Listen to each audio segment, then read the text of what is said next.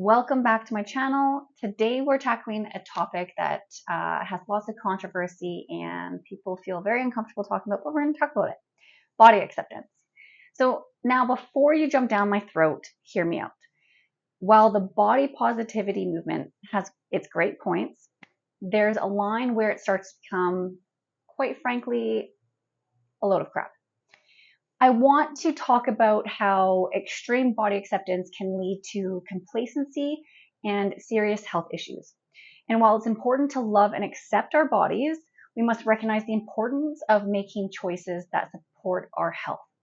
And I want to explore why finding the balance is essential and why sometimes a little hard truth can be the catalyst for positive change. Okay, so body acceptance. In theory, it's about loving yourself and not feeling pressure to fit into some BS societal beauty standard. Great, right? Who doesn't want to feel good about themselves? But here's the kicker. When it's taken to the extreme, it can turn into an excuse to ignore real health problems.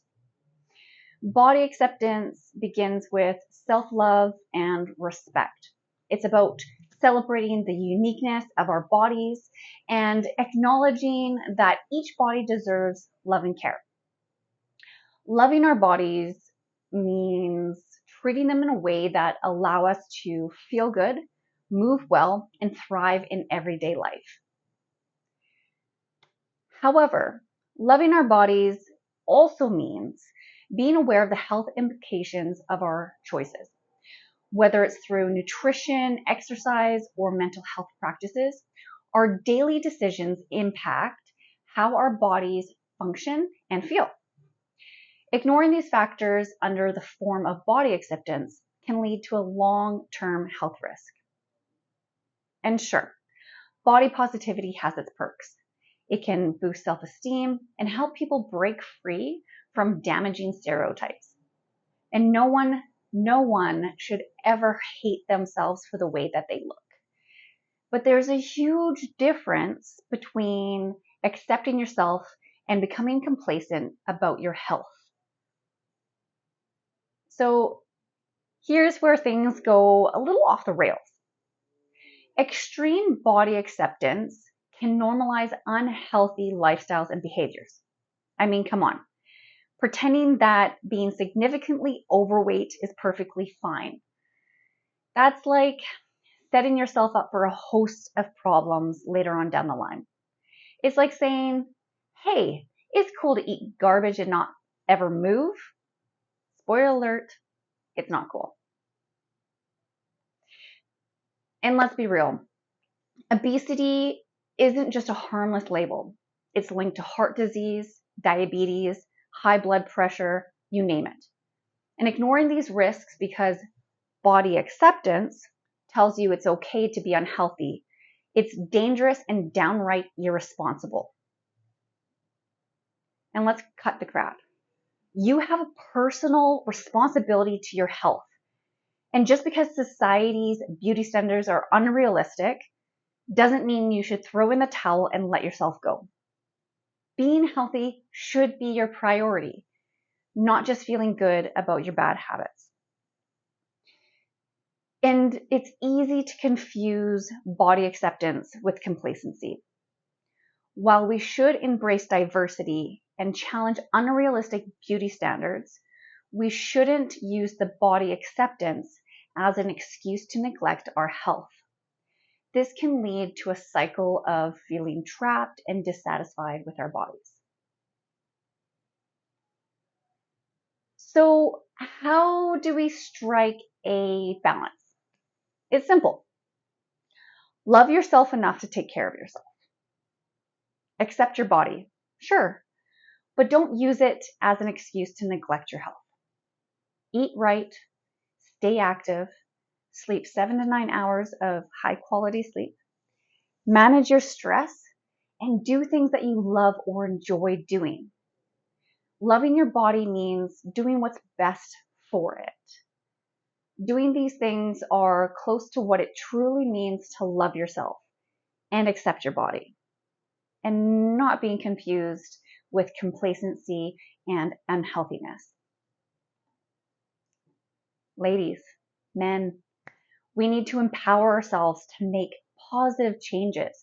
The body positivity movement needs a reality check.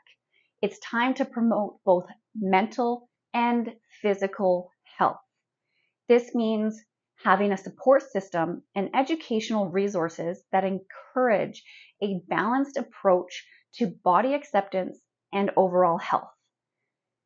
If you are overweight and making positive choices and changes that align with choosing a healthier lifestyle, then you're on the right track.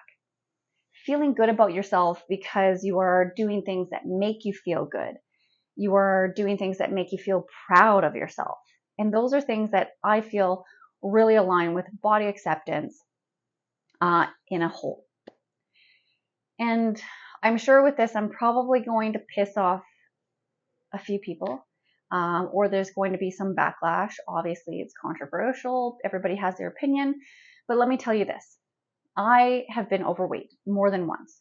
I struggled a lot in high school and through to my 30s.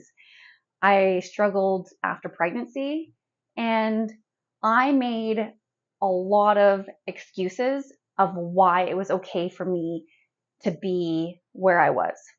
I was being gentle with myself, and I, I was making reasons and excuses why it was okay to eat certain things because I deserved it, because I'm a new mom and life is tough, because I didn't sleep very well last night. Like, you name it, I had every excuse to be where I was and to be okay with where I was, because internally, when you start making those excuses and you start finding those notions or those reasons, I was following these people on Instagram and they were overweight and they really, they were proud about being overweight and making these, they're like, well, I'm making some healthy choices. I eat like this 90% of the time.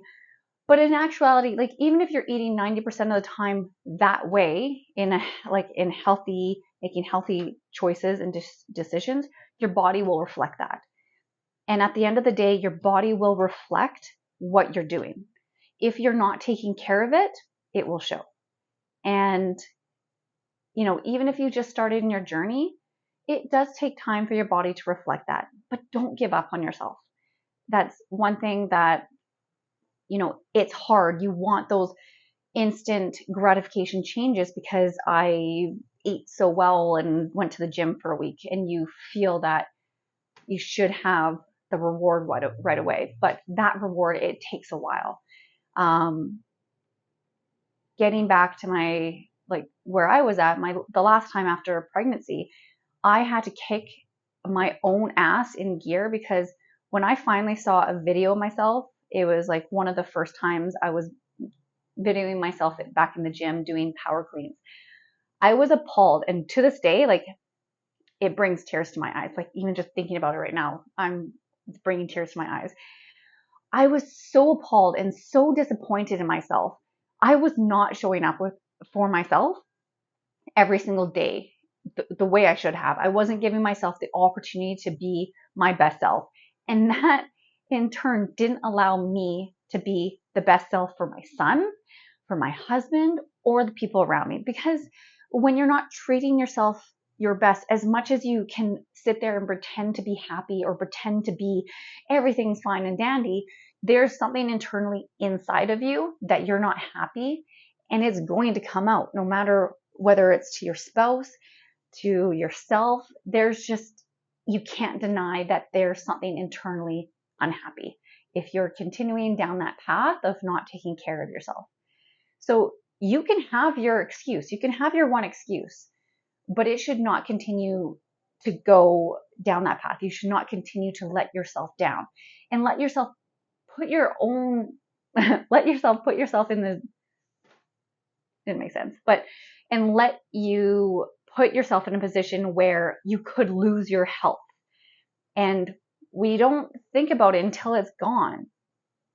And that I don't want that. It's a fire as some of my clients. But if a health scare does come up, and that's not okay, it shouldn't get to that point for you to have a blaring health concern for you to make changes.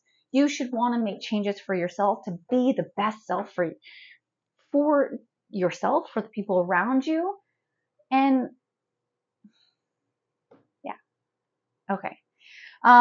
So empowering yourself, it means, taking control of your health and your well-being. It's not about conforming to unrealistic standards, but it's about being that best version of yourself, loving yourself enough to make those healthy choices, enough to make that change.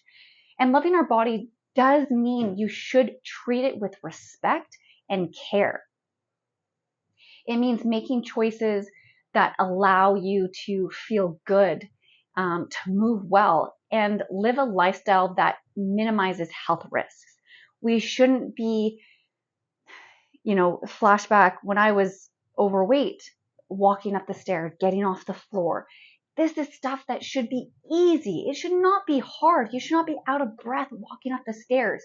You should be able to go on a hike, and it's going to be hard, but you should be able to do it. And if you're finding that your body is holding you back from doing certain things, that's when a change needs to happen. By embracing a balanced perspective on body health and body acceptance, we can foster a healthier relationship with ourselves and create a supportive environment for everyone. The journey should not be about looking good. It's about feeling strong, feeling confident, and capable to do all those things that you want to do. And I don't, excuses are always going to be there, and it's easy to have that excuse. But if you look at yourself, if you can honestly look at yourself in the mirror and feel like, I did enough today. And sorry, not even I did enough, but I made the choices today that is going to make me a little bit better tomorrow. If you're looking at yourself in the mirror and not feeling like you've made enough choices to be a better you tomorrow, something needs to change. That's all I have. Thanks for watching today's video on why body acceptance can be a load of crap. Remember, loving yourself means taking care of yourself. Empower yourself to make positive changes and healthier lifestyle choices to live your best life.